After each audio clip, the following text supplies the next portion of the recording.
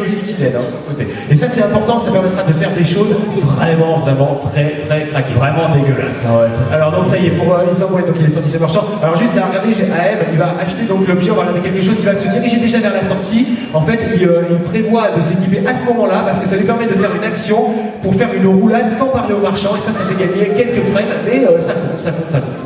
Allez, donc là, du coup, du côté d'Isangwen, on se dirige vers l'avant Mojo et pour ça, on prend 2 bâtons Mojo pour jouer la sécurité, pour ne pas avoir problème, parce que le bâton Mojo, tu vas voir que c'est l'arme ultime. On a une épée Kokiri, mais ça ne sert à rien. Un bâton qui pourtant peut se casser va être beaucoup plus utile. Et donc, on se dirige tranquillement pour Isangwen devant l'arme Mojo.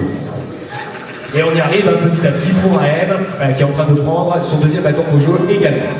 Et d'ailleurs, on approche bientôt d'une phase où on verra le seul et unique boss du jeu. Non, on verra Ganon. On verra Goma et Ganon. Oui, je veux dire, oui, à part celui de fin. À part celui de fin est obligatoire pour finir le jeu, c'est évident, mais c'est. Ah non, mais ils auraient pu trouver un truc pour arriver directement dans le Staffroll, on a déjà vu ça dans le jeu. Le gars il sort de la maison Kokiri, paf, Staffroll. Staffroll, merci d'avoir joué. Ça serait faisable. Voilà, alors là ce qui va être important, regardez la scène cinématique qui est activée du côté d'Isangwen, elle est très importante, elle va participer au bug qu'on va voir un peu plus tard. Il faut que ça soit la dernière cinématique vue avant de faire autre chose pour réussir à se retrouver directement, alors on va pas vous le cacher, c'est-à-dire qu'ils vont faire une partie d'Arbre Mojo et ils vont se retrouver directement à la fin du jeu dans les châteaux. Alors là ils s'équipent, on prend des doigts Mojo qui vont être aussi très utiles dans la manière de passer la moitié de cet arbre Mojo, puisqu'on est censé aller récupérer un lance-pierre pour affronter Goma qui a un œil central, donc il vous faut une arme qui peut tirer sur cette centrale, et là c'est un lance-pierre, mais non, on va pas s'en occuper.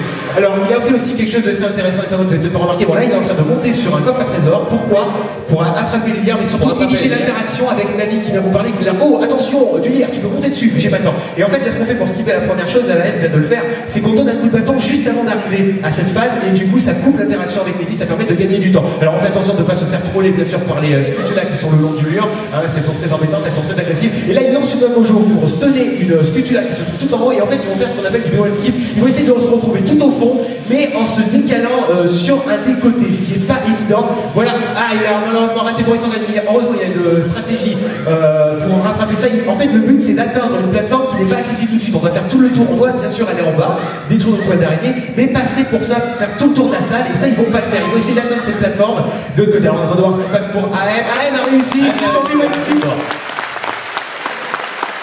Ça c'est bien, donc il va gagner du temps, il se retrouve directement dans l'entrée de Goma. C'est complètement dingue, lui qui était complètement derrière depuis le début. Voilà. Même j'avais l'impression que sa partie laguait un tout petit peu, je sais pas pourquoi. Non, il a perdu un peu de temps, mais comme là du coup il a réussi son B1 skip, et on voit que la technique d'Isangwen de secours n'a pas réussi, donc il est obligé de remonter tout en haut pour retenter en fait un saut assez tricky avec une Dekubaba, ce qu'on appelle le Dekubaba Mega Slide Up, qui vous permet de vous rendre à l'endroit où il souhaite aller, mais ça sera un peu long. Et là du coup donc, on est dans l'entrée, on doit résoudre une petite énigme, en fait dès que tu as 3 ennemis dans un ordre précis qui est 2, 3, 1, et là ça ouvre la porte pour donc ça y est, Isangwen a réussi de son côté, applaudissements. Voilà, mais c'est pas fini, il faut qu'il brûle la toile. Alors là ce qu'il va faire, il va réussir à enflammer son bâton Mojo en attaquant donc cette flamme avec son épée, en changeant très vite avec son bâton Mojo. Il y arrive, on peut l'applaudir parce que c'est pas évident, il faut le storage. Et voilà, on brûle la toile et on se rend au même endroit avant la porte pour Goma. Vous avez vu aussi, je l'ai pas signalé, qu'ils ont perdu volontairement de la vie. Tu vois que Isangwen il reste un cœur, il va y aller, je pense, avec la parce qu'il y a des tricks les plus compliqués qu'il va venir à faire. C'est ça. Il faut en fait mourir en même temps que Goma. Il faut essayer de tuer Goma. Il faut mourir en même temps que le boss. Et en tuant en un round. On perd même pas de temps. Un round seulement. Regarde, c'est ce qu'il est en train de faire. Il utilise une technique spéciale qui s'appelle George David. Ça s'est bien passé pour elle. On peut l'applaudir. Il a réussi ça du premier coup. Il a tué Goma. Est-ce qu'il est mort? Ouais, il est mort, et là en fait Link va mourir juste après parce que la priorité en fait de la mort de. La cinématique de mort de Goma a la priorité sur la mort de Link. Voilà, Link va mourir juste après. Donc, là,